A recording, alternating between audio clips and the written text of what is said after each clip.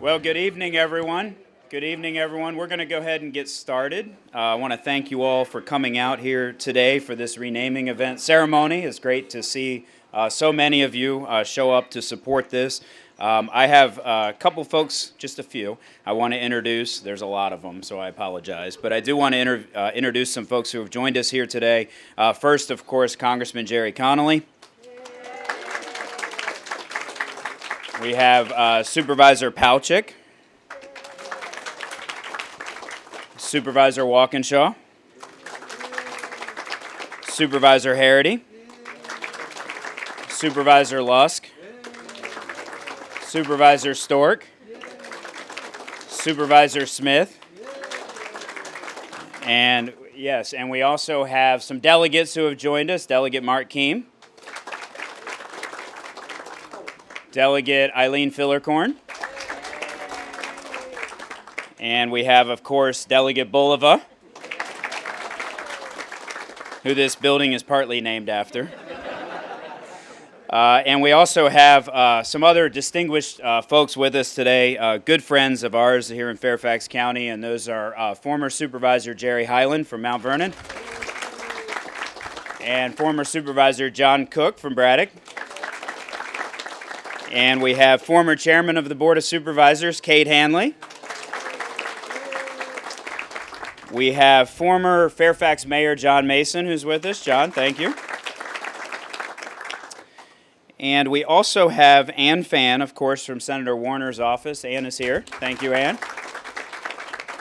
And if I miss anyone, it is not my fault. I literally am reading off the script that I was given. But there's a lot of distinguished folks here, and for good reason, as we're here today to celebrate two really important things in Fairfax County. And one, of course, is our distinguished leader for so long who dedicated her life literally to service in Fairfax County, and that is, of course, Chairman Sharon Bulova.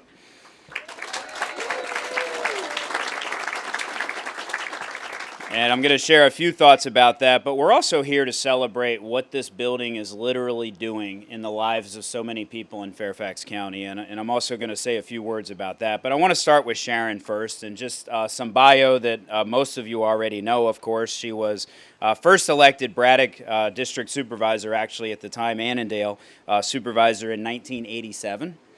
And was elected chairman of the board in 2009 and a special election in 2011 for a full term until 2019.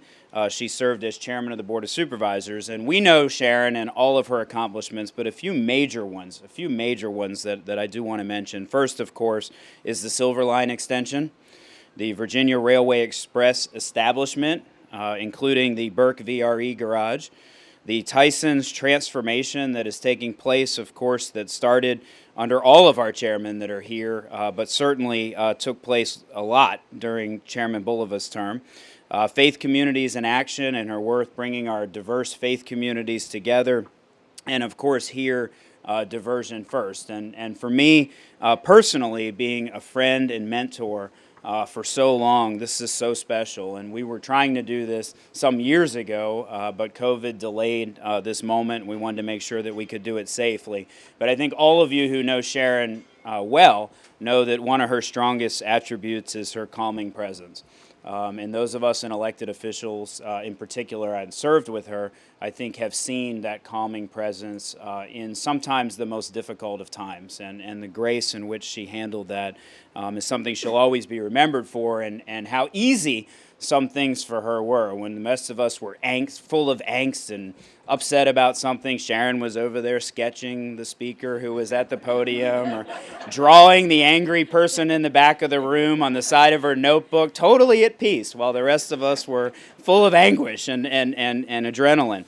And so, I will always, find her guilty of convincing me that this job is an easy job, It'd be easy to be chairman of the Board of Supervisors. I think I've heard some other former chairmen say that too, and we know that's not the case. And the work that Sharon did and the service that she provided to the county through some tough times was really remarkable. But I think probably her most remarkable attribute is the ability for her to foresee the future and get out of public office at exactly the right time I mean, that was just an unbelievable prediction. Nobody saw all this coming except Sharon, and she decided to scoot. And so I will always hold her in high regard for that.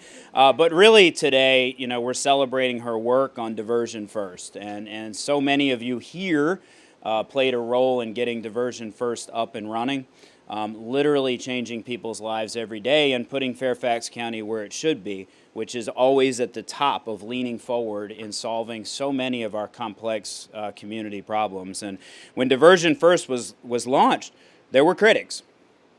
There were people who didn't support it. There were people who said, you're spending money and this is going to cost us all this money and show us the savings immediately.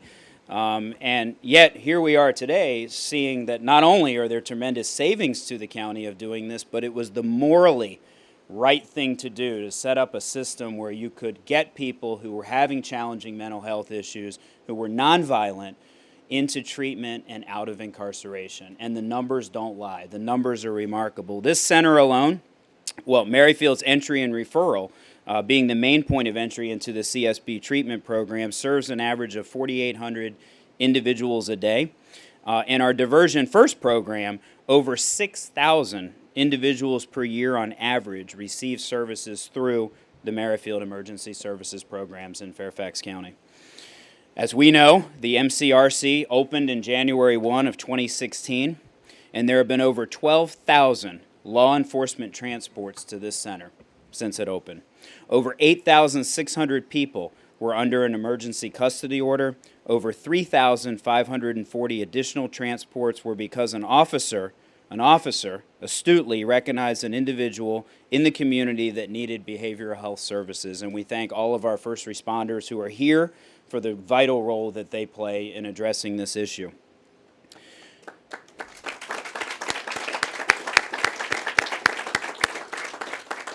In total, over 2,600 of our neighbors, of our residents, have been diverted from potential arrest and into service and into treatment. When an individual arrives at this center, they immediately receive crisis intervention services and linkages to care. And most importantly, and this is the statistic I think that points to why this was the right thing to do if no other statistic does. Of those transported to this center by law enforcement, over 80% do not have a repeat visit to this facility related to criminal justice involvement within a year, and over 80% of those diverted from potential arrests in 2019 alone were not incarcerated again during the following year. And that is what this is all about, which is getting people into treatment, out of incarceration, getting them the help that they need. And I think, you know, not only was it the humanitarian vision that Sharon had to make this happen, but it was also the very pragmatic.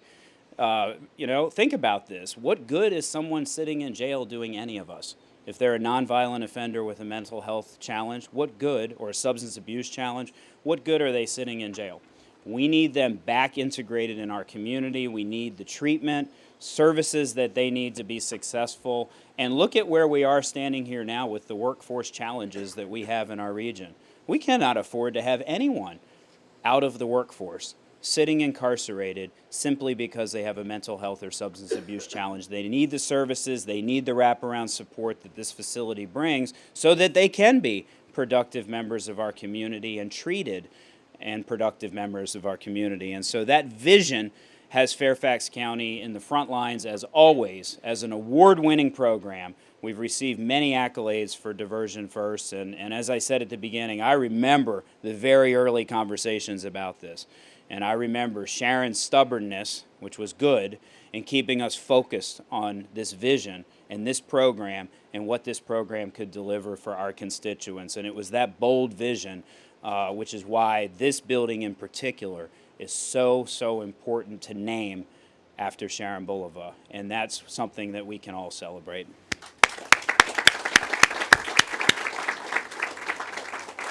So I want to introduce our next speaker. And Jerry, no, this is not a roast of Sharon. This is a celebration of Sharon. He thought he was coming to a roast. But let me introduce our next speaker, Congressman Jerry Connelly.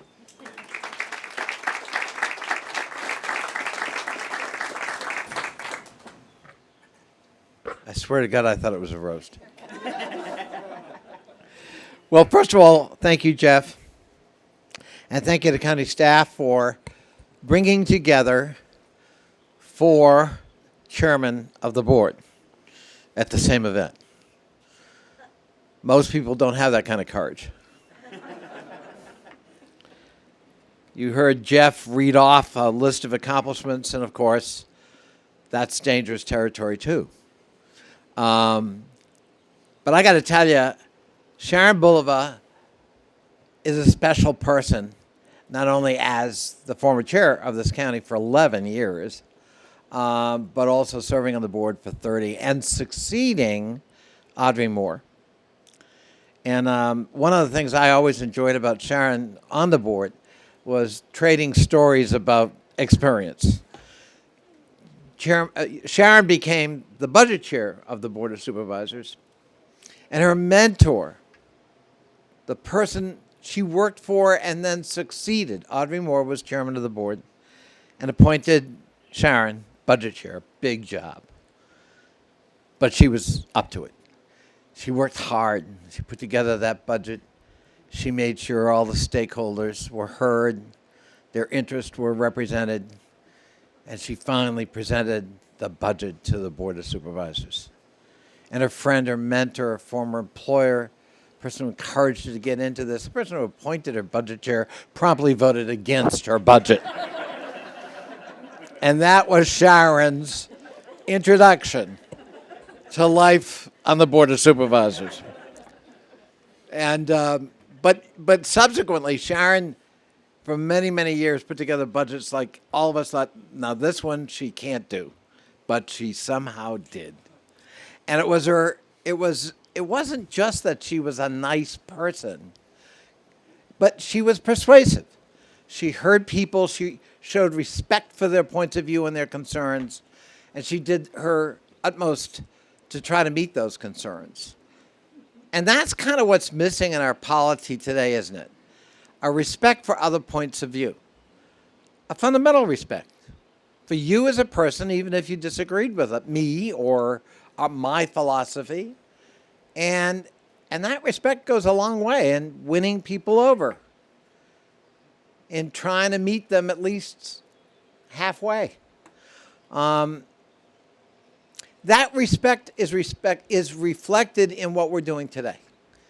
A respect for other people and their experience, even if they've kind of been led astray, even if they made bad decisions, even if they're haunted by demons that affect their lives and the choices they make. People deserve opportunity. People with mental illness, people who made bad decisions about the circle they ran in, the people who made bad decisions about substances they might ingest, are not fundamentally bad people. And if there's a glimmer of hope in giving them another opportunity to return to productive life, from Sharon's point of view, that was a value that ought to be upheld. That was a value that the Board of Supervisors and the governing body of this county ought to invest in. And as Jeff said, what's stunning is that the recidivist rate among the 2,600 people who benefited from the Diversion First program that Sharon championed is less than 20%. I can't think of another program coming to mind in the criminal justice field that would come anywhere near that. So it's not only a well-intentioned program, it's a program that is successful. And thanks to the vision and the belief and the decency of Sharon Bulova, we can champion that statistic. And those lives can be grateful they had a champion in Sharon Bulova. The decency Sharon brought to every enterprise and to every person she encountered is something that really, I think, is a hallmark of her chairmanship and her 30 years in the Board of Supervisors. And all of us benefited from it. All of us were infected by it. And Sharon, we really owe you a debt of gratitude for all you did for this community and for all of us who had the privilege of serving with you on the Board of Supervisors. And Lou, I'm so sorry about your widowhood.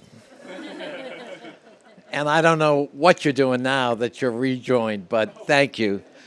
Thank you for sharing with us all those years.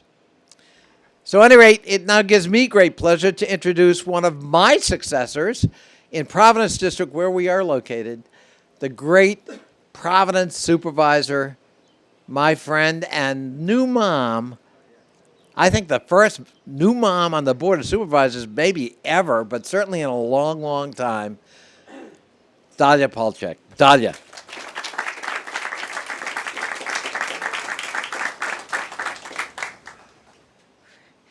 I think this is my first speech since being a new mom, so I will do it. Hello, hello. Thank you so much, Chairman McKay, former chairman, former supervisor, current congressman, and my constituent, Jerry Connelly. My staff's all in the back. So many greats, and especially our two female former chairmen here, Sharon and Kate Hanley, also former Providence District Supervisor. So well represented. I'm so thrilled that we are here in the heart of Providence District, in the heart of Fairfax County, for such an important event. And not just an event, but an event to honor Sharon Bulova. Sharon is a mentor of mine, a dear friend, and I can confidently say that without her guidance and her support, I and so many women who are now in politics would not be where we are today. I still remember the first time I met Sharon in her office in the government center, having just started to leave my classroom to try to expand and have a bigger impact in the world and the community. Met some of the greats, and I knew and grew up under the leadership of our congressman and so many before, and never imagined myself, could not picture myself in this role until I met Sharon. Sharon, with her warmth, her kindness, who did all of this and is an incredible mom and grandmother, and who really led our county and leads people every day. I'm sure she's leading Lude today, and with her kindness and her warmth. I sit as the chair of Health and Human Services now. I was thrilled. I wanted to do this work. We never imagined going into this in the pandemic. The work of Diversion First, and Lisa's, where's Lisa? Lisa, who leads Diversion First, she's hiding in the back. All who do incredible work. John Cook, who leads the Diversion First constituents groups, who went through that difficult time so that we can be so successful today. We know there's a lot of work ahead, but through her year of public service, starting in civic engagement, I think, like myself, may be reluctant to go into the public eye, just wanting to get things done, wanting to solve problems, and wanting to hear everyone's voices before making any decisions. There are many types of leadership, and I think it's so critical to know that that kind of leadership with grace, who truly wants to hear and care for all in the community, is a successful type of leadership. She recognizes the holistic approach to the health and needs, and health is not a simple word. It's not just physical health, the mental health, the well-being of our community, and the ability to have wonderful community, a safe community, and an environmentally friendly community for all to thrive. I think that Chairman McKay shared many of her accomplishments, so I will not repeat those. But I think we heard that her career has been defined by recognizing the individual needs of every single person in the community and knowing we cannot leave any of them behind. In addition to knowing the need to mobilize, protect, and immunize our residents this year, we've also seen the continued and increased crisis in mental health. I think we knew it was a crisis before this, and we've only seen it grow. We know that if every single region in the Commonwealth, and I know Daryl is speaking next and he can speak to this, if every single region in the Commonwealth had the kind of community services board that we have here in Northern Virginia, we would be closing hospitals. we would be meeting the needs of everyone in the community. We wouldn't have the bed crisis that we have now in our mental health hospitals. We know that that partly is funded by the state, partly is supported by the state, but as Jeff is smiling at me, the majority is funded right here by our own community, by our own taxpayers, and by our own board. And I just want to commend everyone, just one round of applause for everyone who serves today and who has served and who has put that commitment forward to ensuring that we are meeting the needs in need of every person who comes to us here with mental health crisis. So I just want to thank the courage in investing in our community for all those who've done it here before us. And I had to spend more time than I would have liked in the hospital during my pregnancy. And during that time, I can tell you day in and day out, I saw those squad cars waiting outside, waiting because they were there, whether it was 12, 24, 48 hours to ensure that the patients they were escorting were there and were able to get the services they need. I know that we need to change some of the way that's done, but I know that the dedication from every single one of our community providers, from our public safety providers, just means the world to our community and to the patients that they serve. And so another round of applause for all those first responders who are here. And then I can't think of a more fitting name. I think the Fairfax Falls Church, very long name, Services Board is an important one. But I couldn't be more thrilled that we are naming it the Sharon Bulova Community Health Center. Because I think that at the heart of it is what we do here. It's about ensuring that the community, that everyone in the community is healthy, that they have access to the services they need, and that we ensure the holistic approach to ensuring health in our entire community. And not just those who have access to it, but ensuring those who don't, we continue to fight to ensure that they do. So I could not think of a more better location, Merrifield being the heart of the county and the Providence, the downtown of Providence, as we like to say. A lot of statistics were shared, but I think that every single person who's walked through these doors, whether or not they know it, know that Sharon and her leadership helped ensure this environment for them. And I think having Sharon's name in the heart of that will help ensure that legacy. I know that being a new mom, knowing how challenging it is to ensure that you meet the needs of your children, your community, and that we as a community have to do it together because it's not an easy job. And so before I turn it over to Daryl, I just want you to know, Sharon, Chairman Bulova, that our entire community is grateful to you for your service, for your continued leadership, and for your guidance. And most of all, and I think as Chairman McKay said this, for your grace. You have done all of this, and you would have done it, I'm sure if you were paid nothing, you would have done this, because your heart is here. And I know you once told me, as hard it is to get started, it's even harder to stop. And I know for you to make that decision that it was time to turn over the reins, to give Lou a little bit more time, and you knew that pandemic was coming somehow, that you've left this community, this county, a much better place than you found it. As every Brownie Girl Scout knows, you're leaving the county a better place. So to that, I want to thank you. I'm going to give you a big hug, but before I do, I need to end with a wonderful Sharon, alrighty, Roo. Let's get the show on the road. I know Daryl here is ready to speak a little bit about the work that the Community Services Board does. And I know that through this and through naming the center after you, I hope that we as a community can both understand that these services are here, how much they impact every single person who's here, and how much we need to ensure that we go from the 4,800 individuals that are served to the needs of every single one in our community, in our over 1 million residents who need support, and more than ever after this pandemic. So thank you, Sharon, and I'm so thrilled that you are here with us today.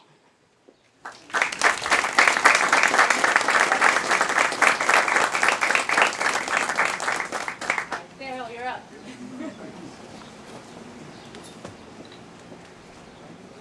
All right, good afternoon, everyone. So I'm going to be real brief because after going behind Supervisor Palachek and Chairman McKay, they took about, I think, 66% of my talking points this afternoon. So I know that, well, number one, I'm Darren Washington, the Executive Director here at the Community Services Board, and I know that my staff, team here at the CSB, as well as the rest of the community partners that share this building with us, are very proud to be able to walk through the doors of the Sharon Bulova Center for Community Health, which will go towards serving the health of this community every day, 24/7. And a few highlights that I would like to make. The services that are provided here is we have on-site pharmacy. We have on-site primary health care with neighborhood health. We have the North Virginia Dental Clinic here on the 4th floor as well. And we also share this space with the Nova Behavioral Health Care. So the 4th floor, half of it is served by Neighborhood Health. The other half of it is with the Nova Behavioral Health. And even some partnerships that we didn't think about when the building first opened, but have been able to happen. So we have a partnership with the Department of Family Services. So not only do people have access to health care here, but they can get access to health care insurance quicker here. So through a partnership with the Department of Family Services, we were actually able to cut in half the time it takes folks that were not on Medicaid that needed to get access to health care to get on insurance when they come here. So we have a team of DFS workers that do work here to make sure that folks that are qualified for Medicaid can get signed up onto that. As many people mentioned, there's the Diversion First effort, which really is about decriminalizing mental health issues, substance use issues, and for individuals with developmental disabilities in our community, and making sure that they get access to care rather than getting incarcerated. And that happens here every day. The mention was made earlier about our law enforcement partners, and they work downstairs here, side by side, CSB Emergency Services staff every day. And that partnership has grown tremendously over the years that we have been open with that.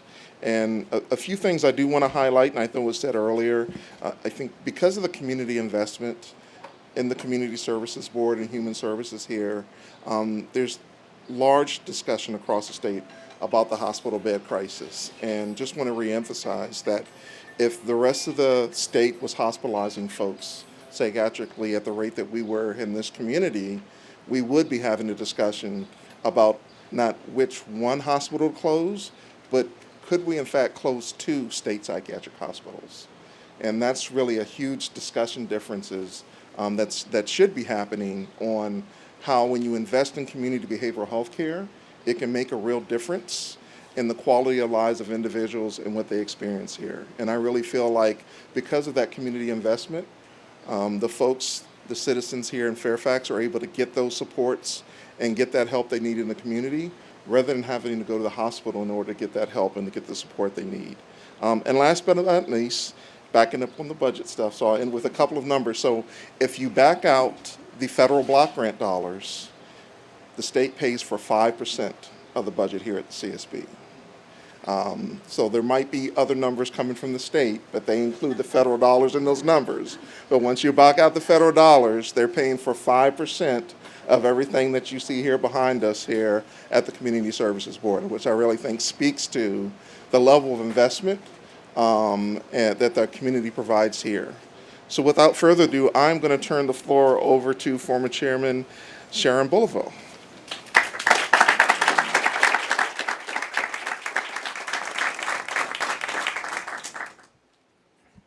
Wow, and I'm still alive. I want to thank the Board of Supervisors for this honor, and I want to extend a warm welcome to all of you who are here today. It means a lot to me that Jerry Connelly is here, especially. Thank you, Jerry, for your words. And you're right, so we have 4 former chairman and actually 1 current chairman, Jeff.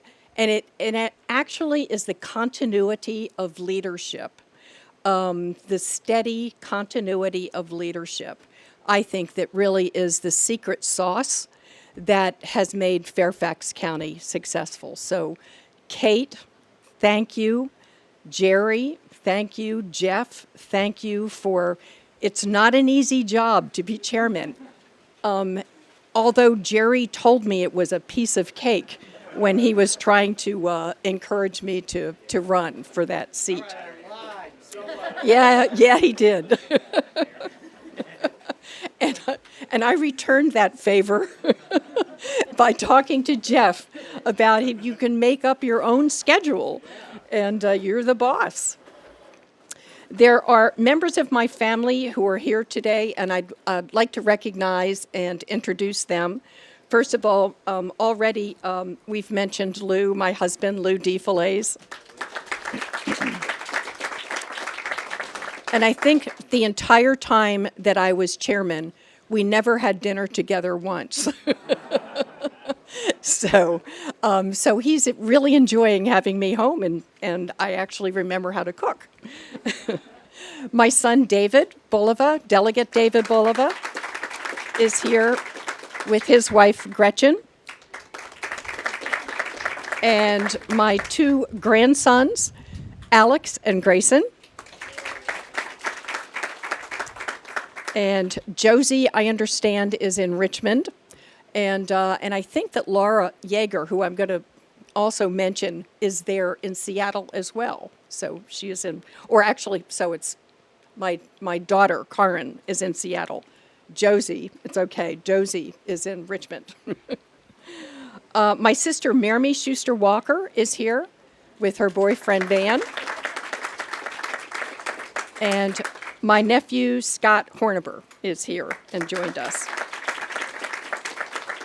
Also present are my chiefs of staff who have served with me. So first, my first chief of staff, Florence Nave. And Clayton Medford, where is Clayton, who's now with the chamber. And Sally Tomlin. Welcome, Sally.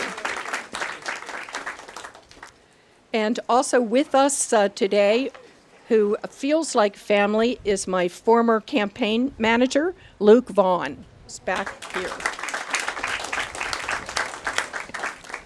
I'd like to begin by saying a few words about this building, and you've already heard a little bit about it, but why it holds so much significance for me. While it wasn't built specifically for this purpose, it happened to be completed and available just in time to provide a place to implement Diversion First. And as you've already heard, this is a program that provides an alternative to incarceration for people experiencing a behavioral health crisis. And I like to say that the stars aligned to make this program happen. And in fact, it was like flipping a switch, because everyone who needed to be at the table, every person who needed to be a stakeholder to make it happen, to do their part, was here and eager to play their part, to make Diversion First happen. The program actually was initiated during a pretty tense period of time in Fairfax County. And members of the board who have served with me during that period of time will remember that those times. It was a major outcome of what was known as the Ad Hoc Police Practices Review Commission, or affectionately known for short as the Ad Hoc Commission. The Ad Hoc Commission was created in March of 2015 in response to the police shooting of John Gear, a man who was having a crisis and held the police at bay as he stood at his screen door. A police officer who was having his own issues shot John Gear. Another incident at the time involved the tragic in-custody death of a young woman named Natasha McKenna, who was suffering from mental illness and was being held at the Fairfax Detention Center. I think it's important to say their names today. It was their tragic deaths that sparked change. Both incidents shone a stark light on the county's need for reforms and policies regarding transparency, oversight, use of force, and criminal incident response, including and especially in cases involving persons suffering from mental illness. The Ad Hoc Commission, where is Clayton? The Ad Hoc Commission completed its work in just 7 months, and people said that that was impossible. It was a 70-person commission, 70-person plus, because other people came to the table and played different roles. A lot of folks, many of who are here today, need to be thanked and acknowledged for the roles that they played and continued to play to make Diversion First a reality. Delegate, let's see, former Braddock District Supervisor John Cook, where's John, was chair of our board's Public Safety Committee and ushered the more than 200 recommendations of the Ad Hoc Commission along. At the board, he urged support for the nationwide Stepping Up initiative to decriminalize mental illness, which led to the development of Diversion First. And it was John and I who sat around a table in the county executive's office working out the details of how Diversion First was going to work. Sheriff Stacy Kincaid and Deputy County Executive for Human Services, Tisha Deegan, were early proponents of the program, along with Deputy County Executive for Public Safety, Dave Rohr, and Police Chief Ed Rossler. Sheriff Stacy Kincaid continues to make cutting-edge changes at the jail to help inmates affected by substance use disorders. CSB's Laura Yeager, and I think she's not with us because I think that she is in Seattle, because I saw that on Facebook this morning. She was our chief mover and shaker, making things happen. And Laura continues to contribute as Director of Correctional Health and Human Services in the Sheriff's Office. Bob Birmingham, Juvenile and Domestic Relations District Court, and Darrell Washington, Director of the CSB.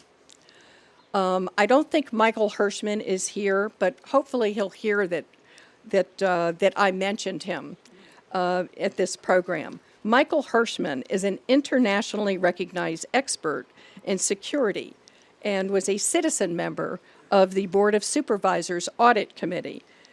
And I remember he called his supervisors and said, what is going on in Fairfax County with all of the bad press that we were getting at the time? And I said, tell Michael to come to my office. I have a job for him.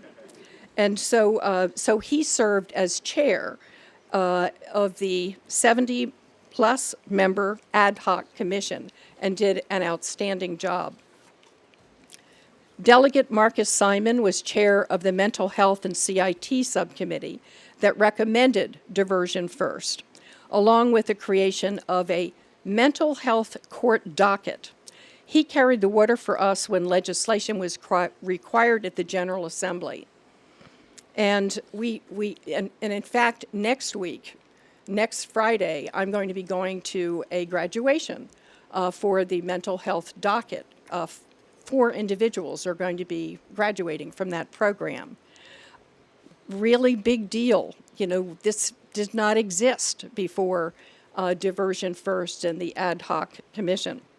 And Gary Ambrose served on the Mental Health Subcommittee, then chaired the Diversion First Stakeholders Group, which continues to meet regularly to share progress and receive feedback from stakeholders. And John Cook now chairs that body.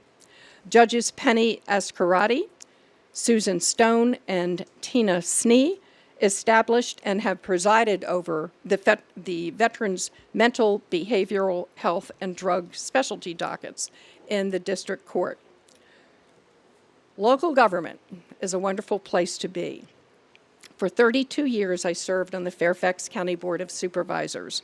and I loved the variety of issues that I was privileged to deal with: land use, transportation, human services, environment, public works, budget. I frankly never expected to play a role in the development of police and mental health reforms. But the stars aligned, and I am honored to have been able to play a part with so many dedicated individuals to change the way we approach critical incidents involving people who are suffering from mental illness and substance use addictions. Lives are changed, and lives are saved thanks to the work that is done in this building as a result of Diversion First. To the professional staff and to individuals who serve as peer coaches and counselors, thank you. What you are doing is making a difference. And thank you to my colleagues on the Board of Supervisors, both past and present, for the support you gave and are still giving to make positive changes happen. And so with that, alrighty-roo, let's get on with the program. Thank you so much for joining us here today.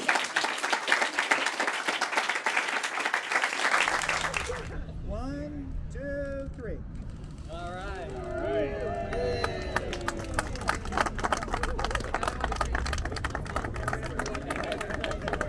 So let's take one. We need to no.